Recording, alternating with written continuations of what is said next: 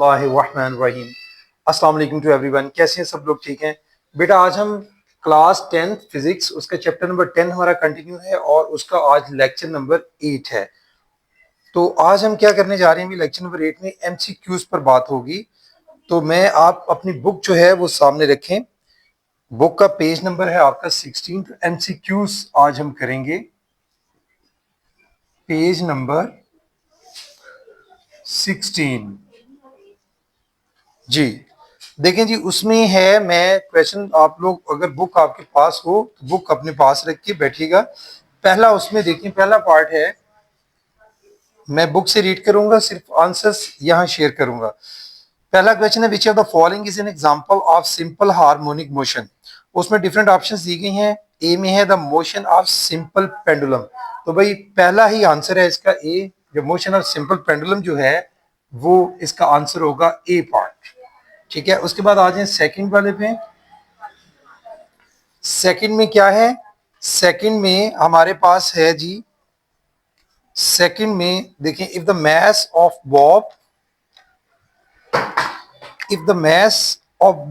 the bob of pendulum is increased by a factor of 3, the period of the pendulum motion will। देखें जी, हमने बताना है कि भाई क्या फर्क पड़ने वाला है, क्या चेंज आने वाली है अगर mass of the Bob of pendulum आप इंक्रीज कर देते हैं बाय फैक्टर 3 से। तो भाई देखें, जब आप पेंडुलम ऑफ मैस में जाते हैं तो उसका देखें फॉर्मूला क्या होता है, T is equal to 2 pi L over g. यानी सादा लफ्जों में अगर हम बात करें मैस पर तो वो डिपेंड ही नहीं करता। तो बॉब का अगर आप मैस कम करें या ज्यादा करें उससे कोई फर्क नहीं पड़ता। तो इसलिए इसका आंसर होगा रिमेन्स द सेम। ठीक है, उसमें कोई फर्क नहीं पड़ने वाला, रिमेन्स द सेम, बी इसका आंसर होगा। इसी तरह से थर्ड में आ जाएं, which are the following devices can be used to produce both transverse and longitudinal waves. ये आपने देखा था कि स्लिंकी की मदद से। तो इसका आंसर सी है, helical spring slinky. Number 4, waves transfer. Waves क्या ट्रांसफर करती हैं? वेव्स एनर्जी ट्रांसफर करती हैं। तो इसका आंसर होगा एनर्जी वाला ए। उसके बाद आ जाए फिफ्थ पे, which of the following is the method of energy transfer. तो कंडक्शन है, रेडिएशन है, वेव मोशन है, ऑल ऑफ दीज। भाई इन सबसे जो है, चाहे कंडक्शन हो, रेडिएशन हो या वेव मोशन हो, सबकी मदद से एनर्जी ट्रांसफर होती है। तो all of these mean D इसका आंसर होगा। ठीक है जी। उसके बाद आ जाए सिक्स पर। सिक्स में क्या है? In a vacuum all electromagnetic waves have the same.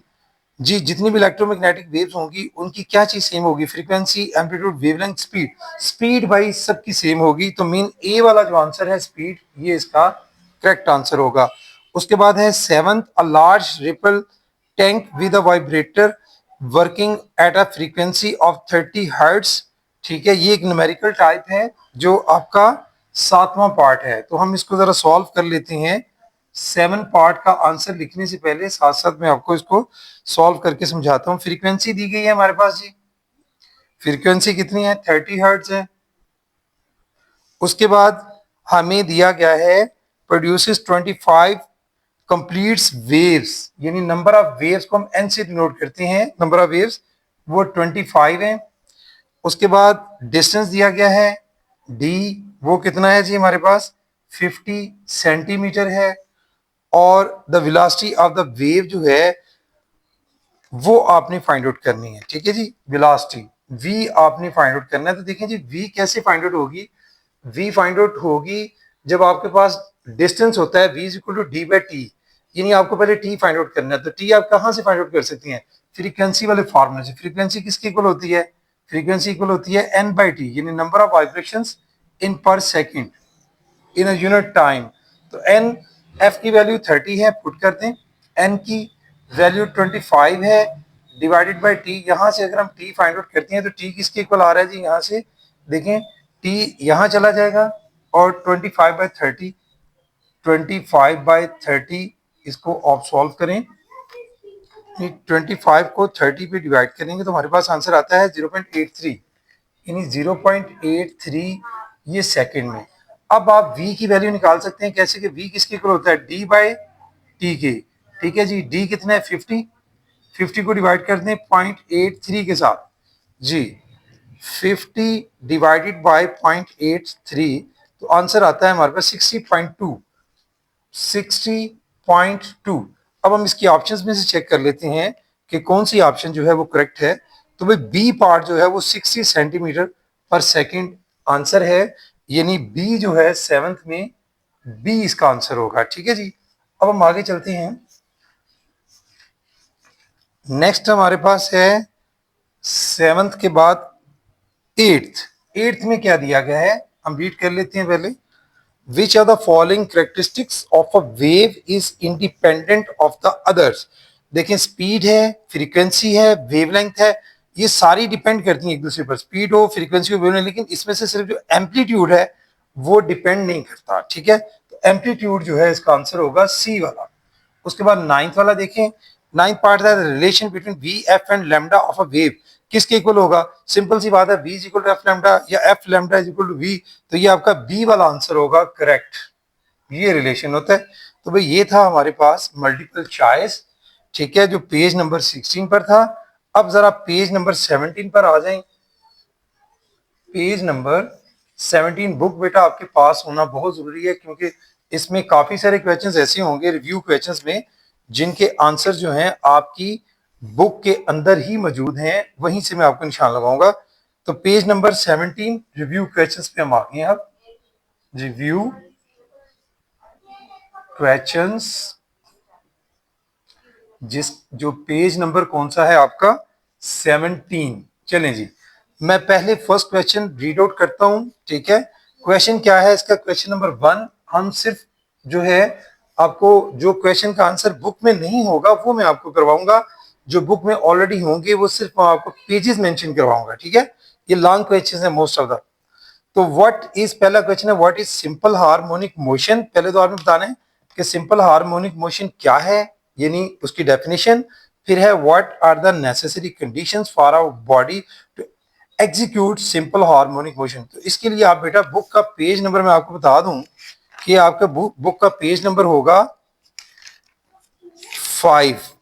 Ji, book के पेज नंबर 5 पर इसकी डेफिनेशन है, और उसी के नीचे आगे आपको कुछ ये इंपॉर्टेंट फीचर्स ऑफ एसएचएम दिखाई दे रही हैं पेज नंबर 5 पर, जो कि कहां खत्म हो रही हैं? पेज नंबर 6 पर। ये 4 हैं टोटल, जो पेज नंबर 6 पर खत्म होगी। तो आपने बुक का पेज इसके लिए आंसर के लिए देखना है सी पेज, बुक का कौन सा पेज? Page number 5 and 6। इस पर आपको आंसर इसका मिल जाएगा क्वेश्चन नंबर 1 का। ये था आपका क्वेश्चन नंबर 1। उसके बाद क्वेश्चन नंबर 2 है think of several examples of motion in everyday life that are simple harmonic. जी, हमने कुछ एग्जांपल्स लिखनी है। ठीक है, हमारी डेली लाइफ की कौन कौन सी एग्जांपल्स आप दे सकते हैं भाई? इसका आंसर ये मैं साथ प्रॉपर मेंशन कर दूं, ये 10.1 था। ठीक है जी, 10.1, और ये है 10.2 की बात हम करने लगे हैं आपकी पेज नंबर 7 पर। तो भाई इनकी एग्जांपल्स आप दे दें कौन कौन सी हैं। आपने अभी ऑलरेडी सारी एग्जांपल्स इसके पीछे भी डिस्कस की हैं। एक motion of body attach to one end of the spring, motion of a body, ये इसका आंसर होगा motion of a body attached to one end, किसके साथ? One end of spring. ठीक है जी, आपने एक बॉडी जो है, जो मतलब स्लिंकी की एग्जांपल थी, उसमें आपने स्प्रिंग के साथ एक बॉडी को अटैच किया, तो उसकी मोशन जो है, ठीक है, उस पर पूरा आपका एक लॉन्ग क्वेश्चन भी है। एक तो ये इसकी एग्जांपल हो गई। दूसरी आप लिख सकते हैं भाई आपकी मोशन ऑफ बॉब। ठीक है, बॉब जो है सिंपल पेंडुलम में जो मूव करता है, तो motion of Bob of simple pendulum, motion of Bob, motion of Bob in simple pendulum, ये इसकी एग्जाम दूसरी हो जाएगी। उसके बाद थर्ड आपने एक और डेली लाइफ में से दे दें, motion of ball in bowl system, motion of ball in bowl system, ये हो गई जी इसकी थर्ड वाली। चलें एक और लिख देते हैं हम लोग, जैसे मोशन ऑफ प्रॉन्ग होती है, प्रॉन्ग आपने देखा है वो ट्यूनिंग फॉर्क, ठीक है, उसके जो एक टांग होती है, ये जो शेप होती है ना इस तरह से, इस शेप में होता है ये, ठीक है। इसकी ये जो आपको दिखाई दे रही है इसकी लाइक, इनको प्रोंग बोलते हैं, ये भी प्रोंग कहलाता है, ये भी। तो इसकी मोशन जब आप इसको मारते हैं किसी चीज के ऊपर, तो वाइब्रेट करना शुरू कर देता है, ठीक है। तो motion of prong of the tuning fork, ये मैंने ट्यूनिंग फॉर्क बनाया था, ठीक है जी। Motion of prong of the tuning fork, of the tuning fork, ये भाई आपका जो आंसर होगा वो है आपके क्वेश्चन नंबर 10.2 का, ठीक है जी। इसके बाद हम अगले क्वेश्चन की तरफ चलते हैं। 10.3 हम क्वेश्चन देखते हैं, वो क्या है।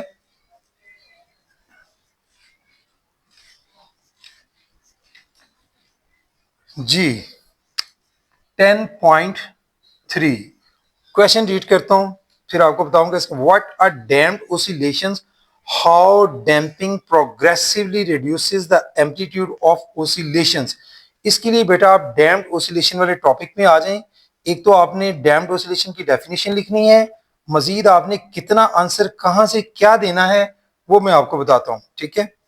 तो आप आ जाएं इसके लिए अपने पेज नंबर 6 पर, ये 2 पेजेस पर इसका आंसर होगा, सी पेज नंबर 6 और 7। तो पेज नंबर 6 पर आए बुक के, मैं आपको निशान लगवाता हूं कहां से आपने कितना करना है।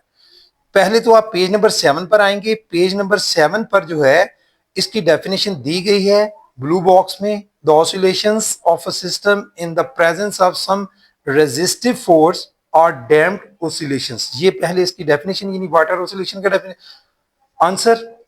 उसके बाद दूसरे पार्ट का प्रैक्टिकली, जो ये आपने पेज नंबर 6 पर आना है।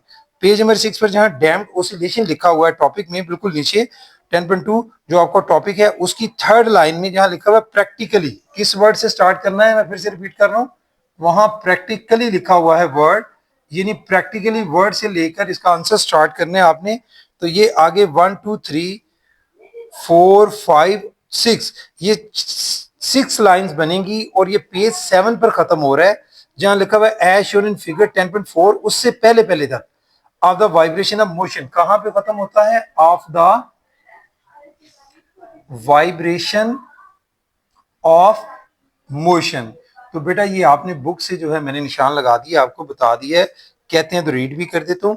ये आंसर होगा, मैं रीड कर देता हूं। चले पहले डेफिनेशन, उसके बाद प्रैक्टिकली, ये पेज नंबर 6 पर, practically in all systems the force of friction retards the motion, so the systems do not oscillate indefinitely. The friction reduces the mechanical energy of the system as time passes and the motion is said to be damped. This damping progressively reduces the amplitude of the vibration of motion. यहां तक भाई इसका answer होगा जो मैंने आपको बताया, यहां से स्टार्ट करके।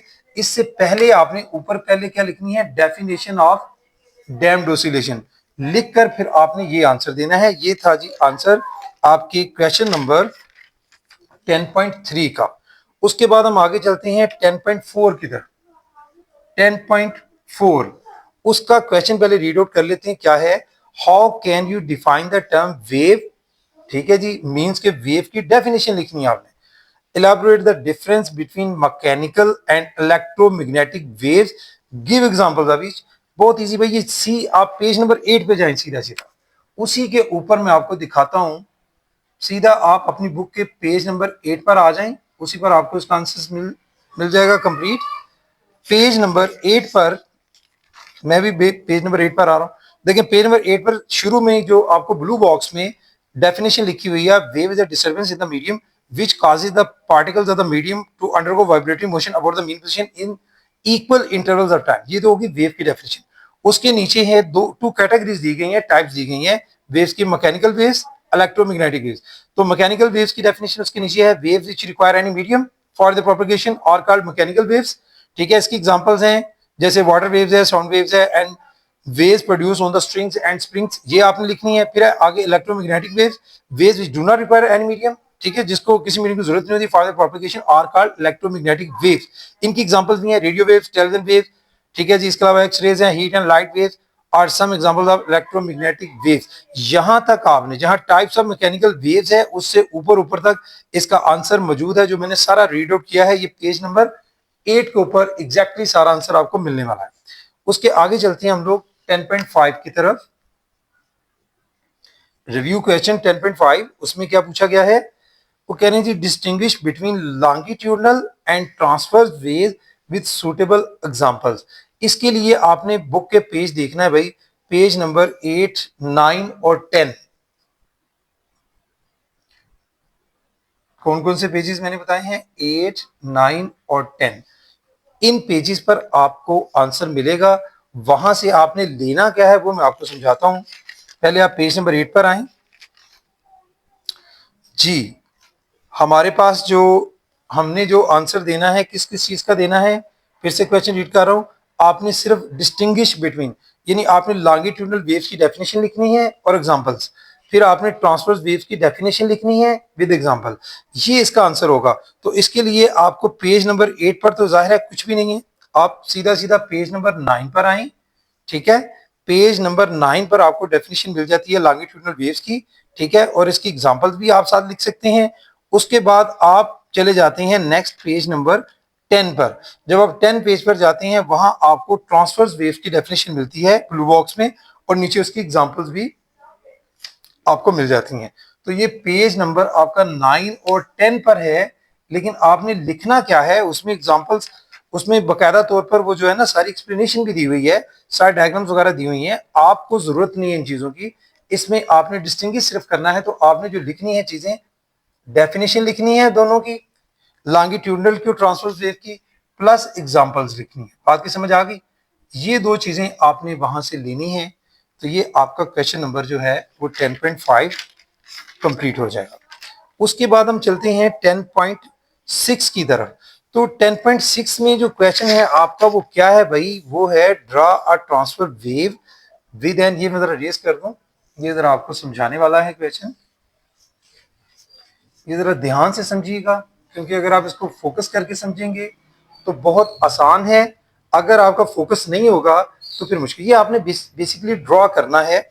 ये आपका क्वेश्चन ये है कि आपने ट्रांसवर्स वेव जो है उसको आपने ड्रॉ करना है 10.6 में। एक आपने वेव ड्रॉ करनी है, और वेव जो ड्रॉ करनी है उसका एम्पलीट्यूड जो है वो 2 सेंटीमीटर है। ठीक है जी, और उसकी वेवलेंथ 4 सेंटीमीटर है।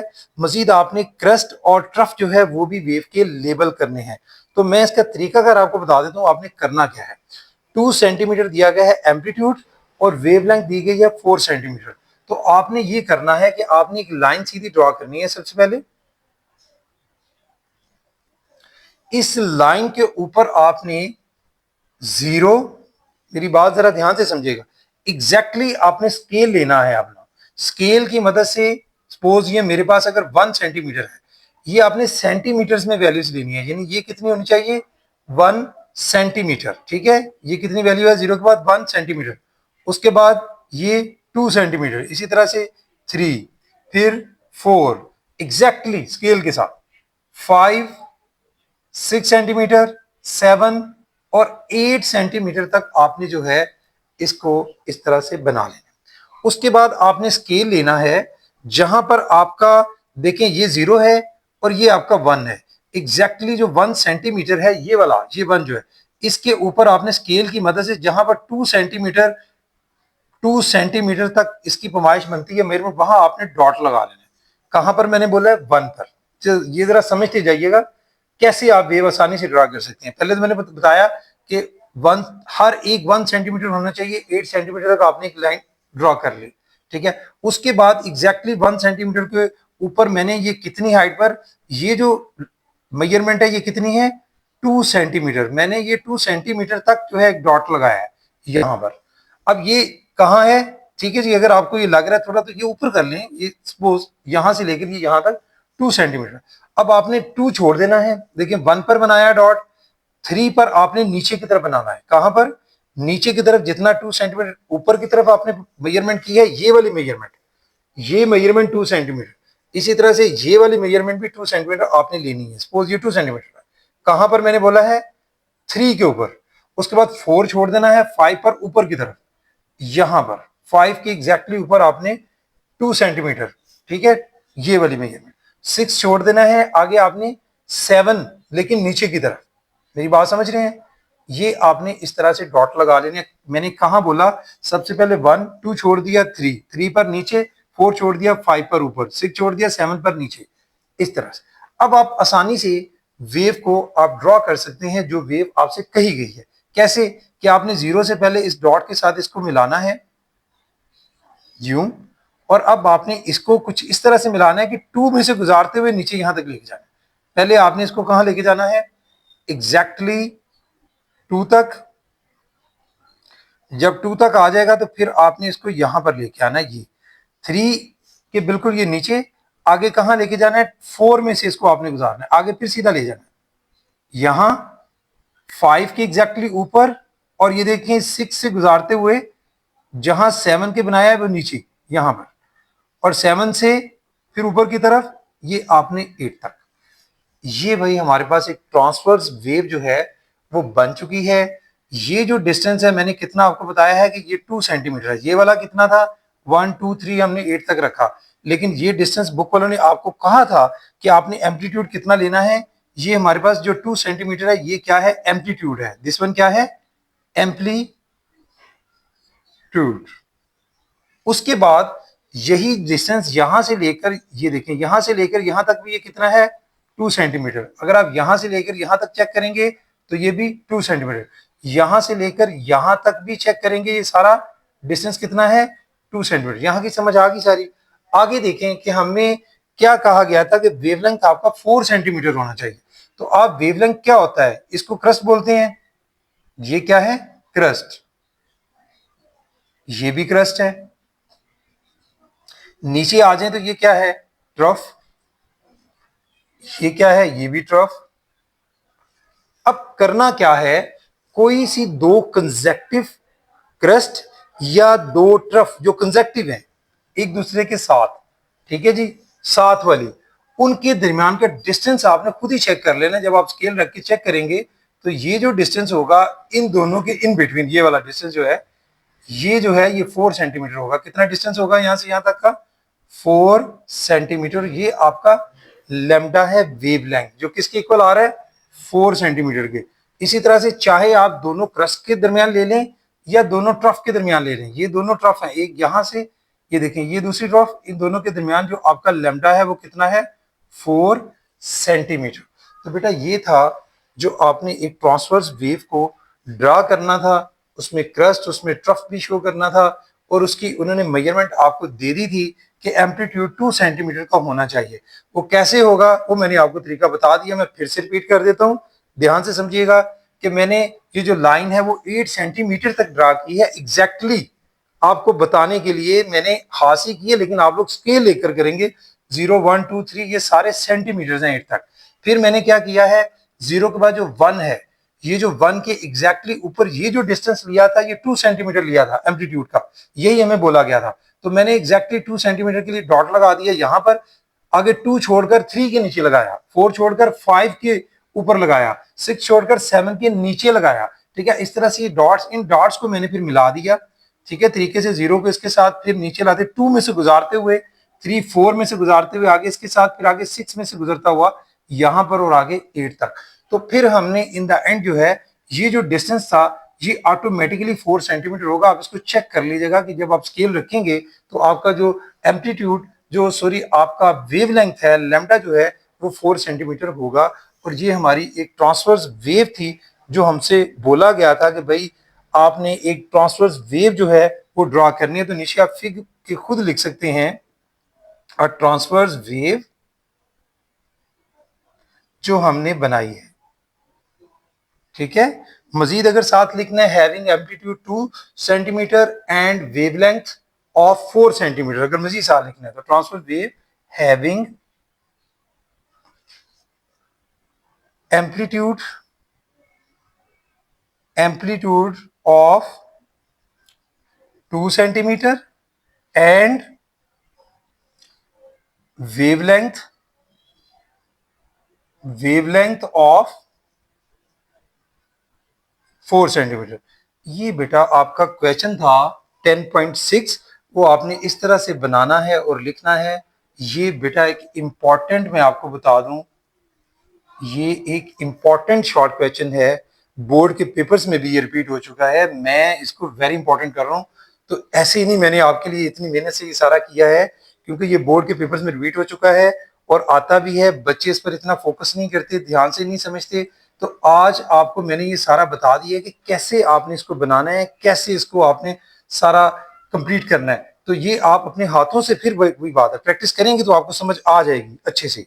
ये था आपका 10.6। आगे चलते हैं 10.7 की तरफ। नेक्स्ट हमारा जो क्वेश्चन है वो देखते हैं क्या है जो पूछा गया है।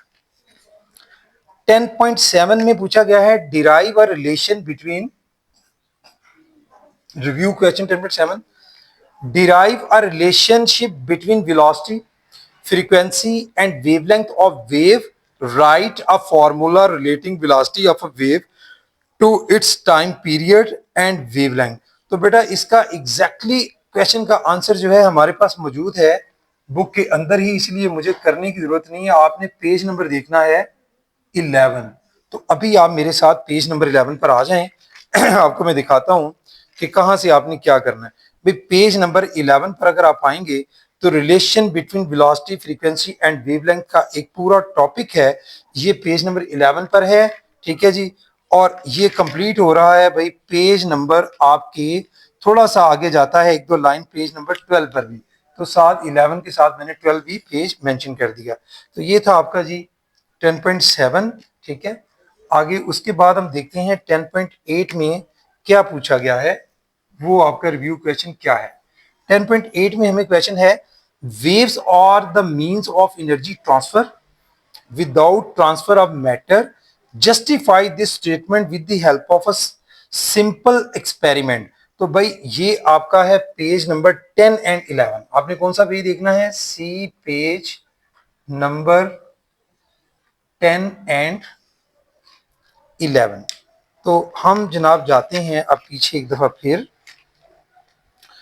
पेज नंबर 10 पर अगर आप आते हैं तो पेज नंबर 10 पर आपको एक आर्टिकल दिखाई देगा, waves as carriers of energy. ठीक है, ये वो टॉपिक है जो इसके आंसर के लिए आप लिख सकते हैं। क्वेश्चन ये था कि आपने बताना है waves are the means of energy transfer without transfer of matter.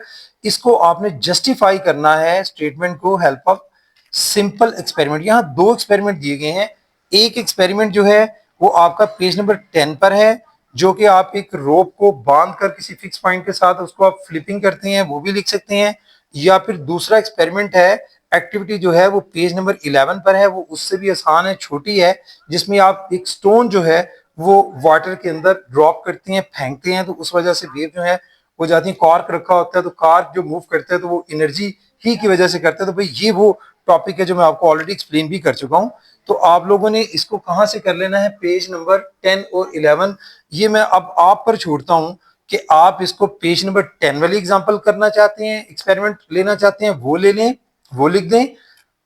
कोई एक लिखना है, दोनों लिखने की जरूरत नहीं है, यहां दो एक्सपेरिमेंट है। अगर आपको पेज नंबर 11 वाला एक्सपेरिमेंट जो है एक्टिविटी ज्यादा आसान लगती है तो उसके साथ उसको एक्सप्लेन कर दें। दोनों में से कोई एक के साथ आपने एक्सप्लेन करना है। ये आपका है 10.8। मतलब मैंने 10 और एक एक्टिविटी 10 पेज पर है, एक 11 पर है, कोई एक आप देख लें। अगर आपको 11 वाला आसान लगता है तो सिर्फ वही कर लें, उसी पेज पर सारी एक्टिविटी मौजूद है। अगर 10 वाला है तो 10 वाली कर लें, डिपेंड ऑन यू। ये तो हो गया आपका 10.8। इसके बाद हम वापस आते हैं फिर एक दफा 10.9। हमारे पास 10.9 जो है रिव्यू क्वेश्चन में क्या पूछा गया है? Explain the following properties of wave with reference to ripple tank experiment. ये मैंने पूरा आपको एक लॉन्ग क्वेश्चन की शक्ल में क्वेश्चन करवाया हुआ है, जिसमें उसकी रिपल टैंक की डेफिनेशन, उसकी कंस्ट्रक्शन, उसकी वर्किंग और ये सारे फेनोमेना जो है वो डिस्कस किए हुए हैं। तो ये आपने देख लेना है। अब रिफ्लेक्शन है, इसमें रिफ्रैक्शन है, डिफ्रैक्शन है, आपने करना कितना है ये वो सारा नहीं करने की जरूरत, सिर्फ तीनों फेनोमेना जो है रिफ्लेक्शन, रिफ्रैक्शन एंड डिफ्रैक्शन को आपने एक्सप्लेन करना है। ठीक है जी, इन प्रॉपर्टीज को। तो इसके लिए आपने पेज देखना है, पेज नंबर 13 और 14 पर इसका आंसर मौजूद है। पेज नंबर 13 और 14 पर। तो हम आ जाते हैं जी पीछे जरा, देखें पेज नंबर 13 पर जब आप आते हैं तो आपको डेफिनेशन मिल जाती है आपने डेफिनेशन और उसके साथ उसकी एक्सप्लेनेशन जो है वो साथ आपको जरूरत नहीं है। मैं आपको ये भी बता दूं कि यहाँ ज्यादा डिटेल दी हुई है, आपने डेफिनेशन के साथ आप उसको अपनी वर्डिंग में थोड़ा शॉर्ट भी उसको कर सकते हैं एक्सप्लेन करने के लिए। इसी तरह से पेज नंबर 14 पर चले जाएं तो दूसरी डेफिनेशन आपको मिल जाती है रिफ्रैक्शन की, और उसी के नीचे थोड़ी एक्सप्लेनेशन भी आपको डिफ्रैक्शन की मिलती है और उसके साथ साथ उसकी डेफिनेशन भी मिलती है। तो ये आपका पेज नंबर 13 और 14 पर इसका आंसर जो है वो एग्जैक्टली मौजूद है। उसके बाद आपका लास्ट जो है 10.10 जो है वो हम देख लेते हैं, वो क्या है जी। हाँ जी, 10.10 मैं जरा रेज कर देता हूं इसको, वो आगे करने वाला है जी।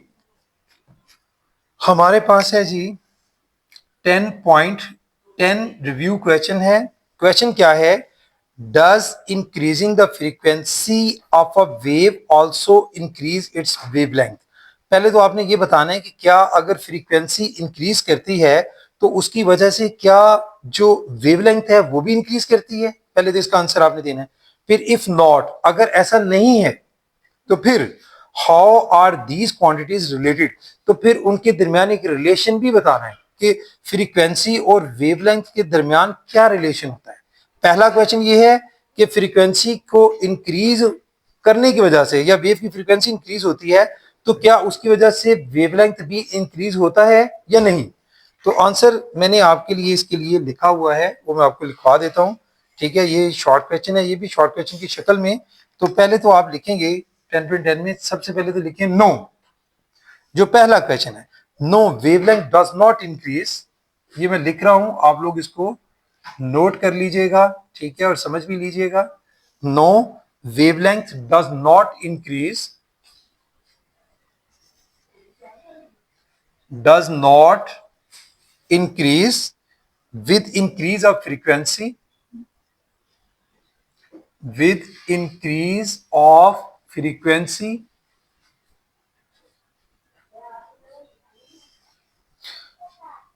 of waves, frequency of waves,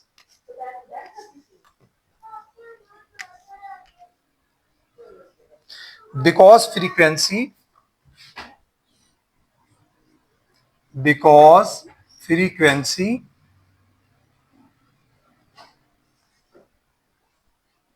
depends upon the source, depends upon the source,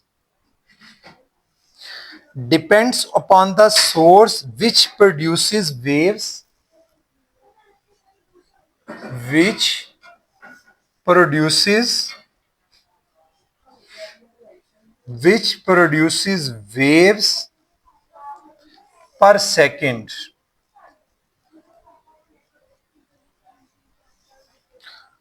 But the wavelength,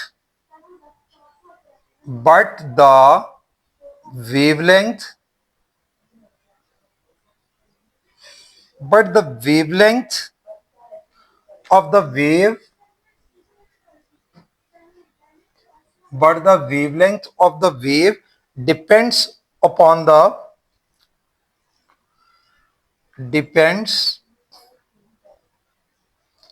depends on the magnitude of,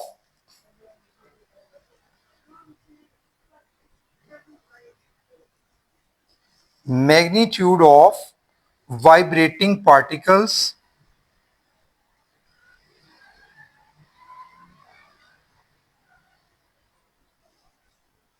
ये देखिए जी, ये पहले पार्ट का आंसर है जो पूछा गया था कि भाई अगर आपकी फ्रीक्वेंसी इंक्रीज करती है तो क्या उसके साथ साथ वेवलेंथ इंक्रीज करता है। अभी दूसरे का मैं अभी बताता हूँ, लिखता हूँ, जरा समझा दूं। No wavelength does not increase with increase of frequency of waves. क्यों? क्योंकि फ्रीक्वेंसी किस पे डिपेंड करती है, सोर्स पे, जो आपका सोर्स है उस पे डिपेंड करती है, विच प्रोड्यूसेस वेव्स पर second. But the wavelength of the wave जो है वो डिपेंड किस पे करता है, magnitude of the vibrating particles, जो पार्टिकल्स वाइब्रेट करते हैं उन पर डिपेंड करती है, उनकी मैग्नीट्यूड पर डिपेंड करती है वेवलेंथ। एक तो ये बात हो गई।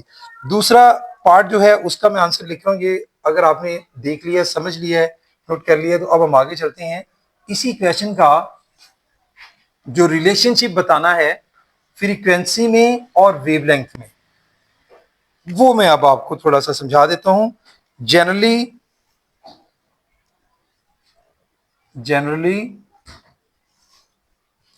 फ्रीक्वेंसी एफ से हम इसको डिनोट करते हैं, frequency F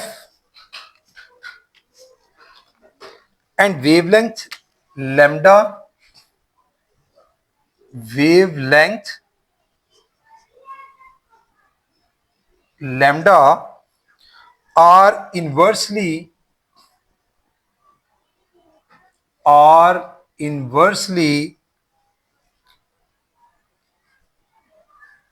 related to each other,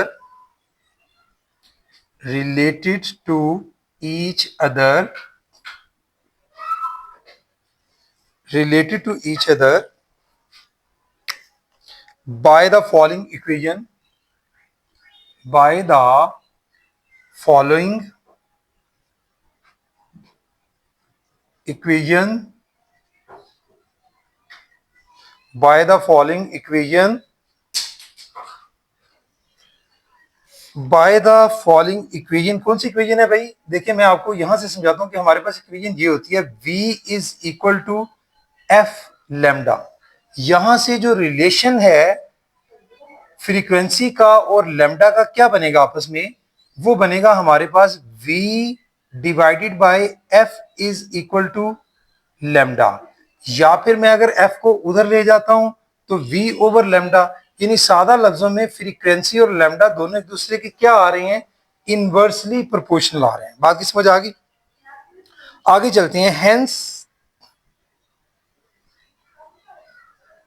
Hence from this equation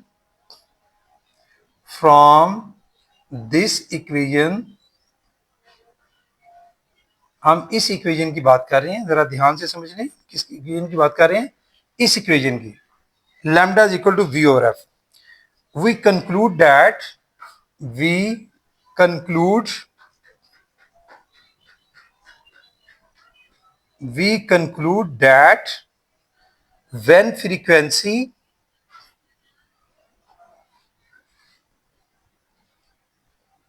when frequency f of waves increases, then their wavelengths